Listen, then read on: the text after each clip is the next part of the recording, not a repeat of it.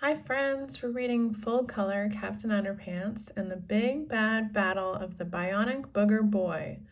Part 1, The Night of the Nasty Nostril Nuggets by Dav Pilkey. You can buy this book or get it from your local library. We are big fans of Dav Pilkey. And we left off on Chapter 20. Chapter 20, Captain Underpants. That's who. As much as George and Harold hated to do it, they decided it was time to send in Captain Underpants to save the day. George snapped his fingers. Suddenly, the terror and panic that Mr. Krupp had been experiencing completely vanished. Snap. A wild, silly grin spread across his face as he leaped to his feet and ripped off his outer clothing and toupee. Mr. Krupp's transformation into Captain Underpants was almost complete. The only thing he was missing was a cape. "Gee," he said, "I sure wish I could find a red curtain with black dots on it."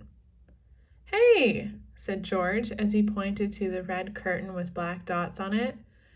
"Here's a red curtain with black dots on it." "What a remarkably unexpected coincidence," said Captain Underpants as he grabbed the latest in a series of convoluted plot devices and tied it around his neck. By this time, Melvin had stomped his way out of the factory and into the downtown area, leaving behind a twisted path of mucus-coated destruction. Captain Underpants flew into the air, following the trail of terror until he was face to face with the snot-spewing cyborg. "I order you to stop," said Captain Underpants, "in the name of all that is pre-shrunk and cottony." Melvin did not listen. Captain Underpants had no choice but to fight the boogery behemoth, but first he needed to save Miss Anthrope. Quickly our hero flew to Edith's side, grabbed her hands, and pulled firmly. The slimy phlegm that covered Melvin's gigantic fist was strong and gluey, but it was no match for wedgie power.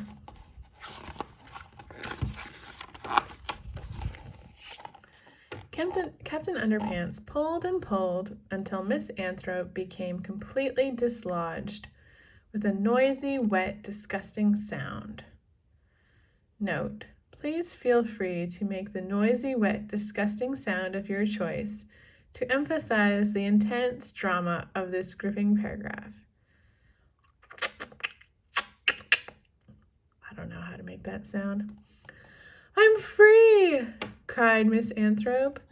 "Let's get the heck out of here!" Suddenly, the Bionic Booger Boy reached down and grabbed Captain Underpants by the cape. The monster held on tightly with his gigantic, gooey, robotic fingers. "Ack!" cried Captain Underpants. "He's got my cape! He's got my cape!" "Well, just untie it!" screamed Miss Anthrope. "Let's go! Let's go!" "But I can't fight crime without my cape!" cried Captain Underpants. "Forget your stupid cape!" Edith screamed. "Just save me, you idiot!" Chapter 21. You can't have your cape and Edith too. As anybody will tell you, no superhero is complete without a cape. I mean, without a cape, a superhero is just a guy wearing fancy underwear, or in this case, not so fancy underwear. But Captain Underpants knew what had to be done. He reached up with his free hand and courageously untied his cape, valiantly sacrificing his aesthetic integrity to save the life of a mere mortal being. Captain Underpants and Miss Anthrope were now free, but they weren't safe yet. The Bionic Booger boy swung at our hero with all his might. Captain Underpants weaved around Melvin's frantic, flying, phlegm-flinging fists as he tried to find a safe place to land. Suddenly, Captain Underpants' 100% cotton-powered, vision-spotted George and Harold miles away. With lightning speed, he flew down to meet the boys. "George and Harold," said Captain Underpants, "you've got to keep this woman safe while I destroy that robotic slime ball." "Okay," said Harold, "but hurry up. Here he comes." "Wait!" cried Miss Anthrope. I didn't get a chance to say thank you." She turned and kissed Captain Underpants all over his face with wet, drooly smooches. "Thank you, thank you, thank you," she said between each sloppy kiss. "Yuck," said Harold. "I sure hope she doesn't thank us," said George. When Miss Anthrope had finished slobbering all over Captain Underpants' face, she gave him a great big hug for good luck. "Now go get him, Tiger," she said coyly. But Captain Underpants didn't move. He just stood there, staring blankly into space. Off in the distance, George and Harold could hear the Bionic Booger boy approaching. Each thundering footstep brought the horrible beast closer and closer, until at last he stood towering above them, panting heavily and dripping profanely. Miss Anthrope screamed, "Ah!" and ran away. "Hurry, Captain Underpants!" cried Harold. "Do something!" "Yeah!" cried George. "Kick his hiney! Kick his hiney!" But Captain Underpants didn't move. He didn't fight.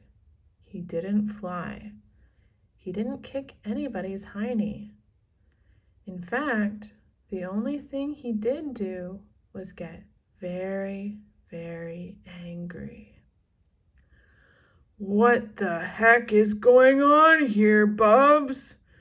he screamed. "And why am I standing here in my underwear?" George and Harold didn't like the sound of that. Chapter 22. Welcome back, Crupper. If you read the comic on page 7 of this novel, then you know what happens whenever Captain Underpants gets water on his head.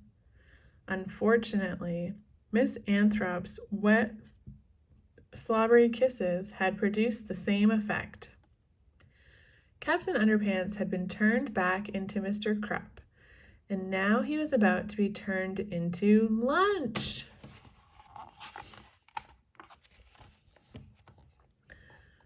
Quickly, George and Harold began frantically snapping their fingers. Snap, snap, snap, snap, snap. Again and again they snapped, but Mr. Krupp's face was still slimy and wet with gooey kiss juice, and the snaps were having no effect at all. The mighty mucus monster shoved Mr. Krupp into his gummy mouth and swallowed him whole.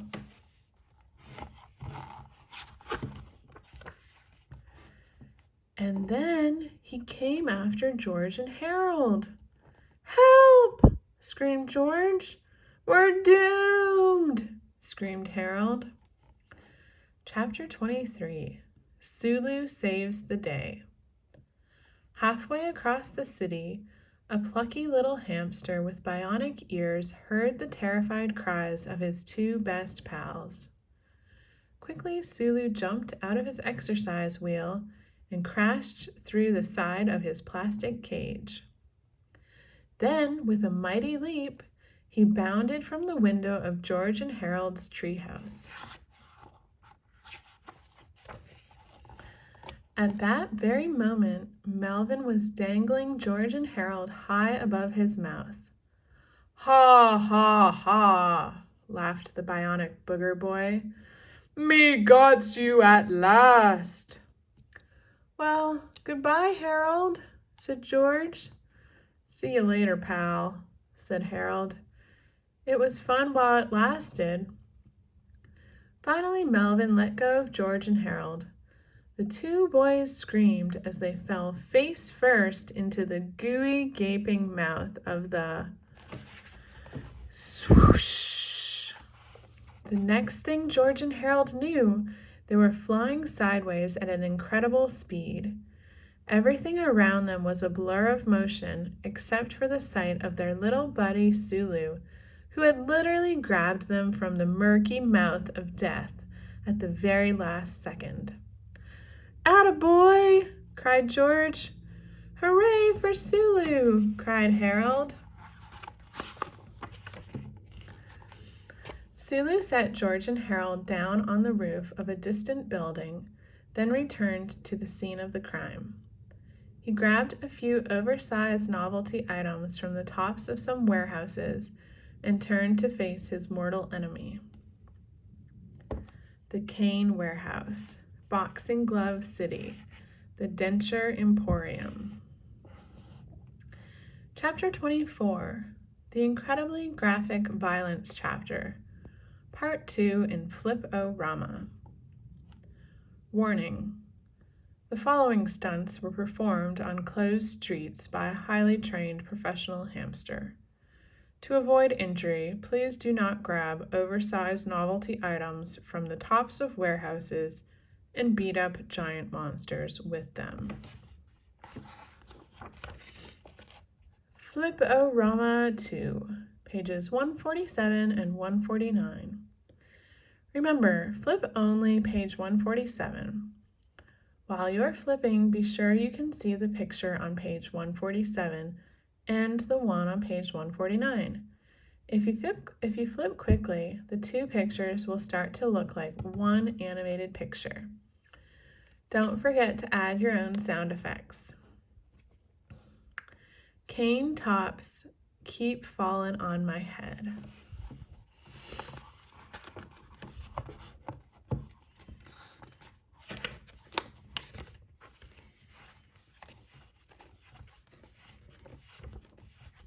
Cane tops keep falling on my head. Cane tips keep falling on my head.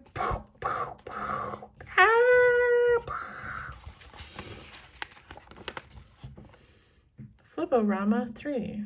Remember, flip only page 151.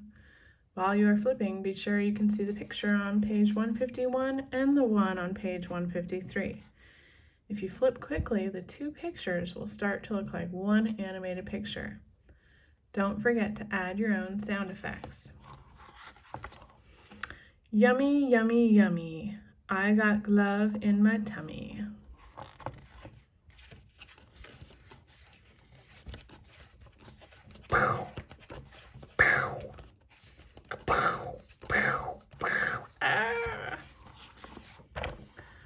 Flip-O-Rama 4. Okay, I've already read this. We're going to skip that part. A hard day's bite.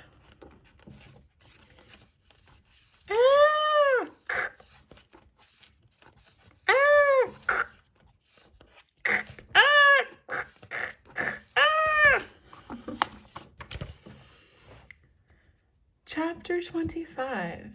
How to reverse the effects of a Combinotron 2000 in one easy step.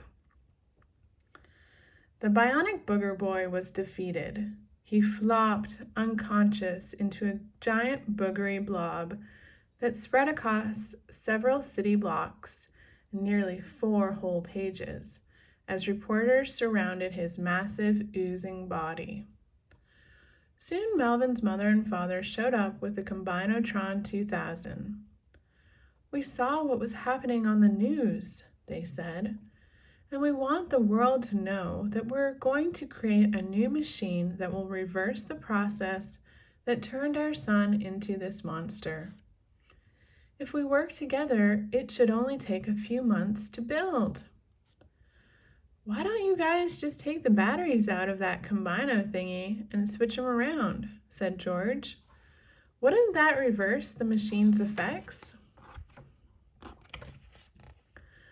Well, laughed Melvin's father, obviously you don't know anything about science, little boy.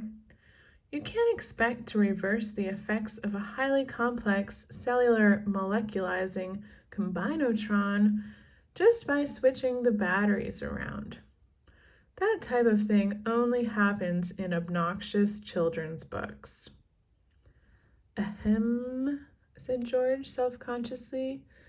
Well, why don't you just give it a try anyway? All right, said Mr. Sneedley, rolling his eyes and smirking. He quickly switched the batteries around and powered up the machine. But I'm only doing this to prove a point to you kids. It's not gonna work. No way. Not in a million years. And anybody who thinks it might is a complete idiot. It goes against all the popular laws of logic and science. He aimed the newly reconfigured Combinotron 2000 at his son and fired. Well, friends, that's all our reading for today. We will do chapter 26 in the next video. Thanks for listening. Bye.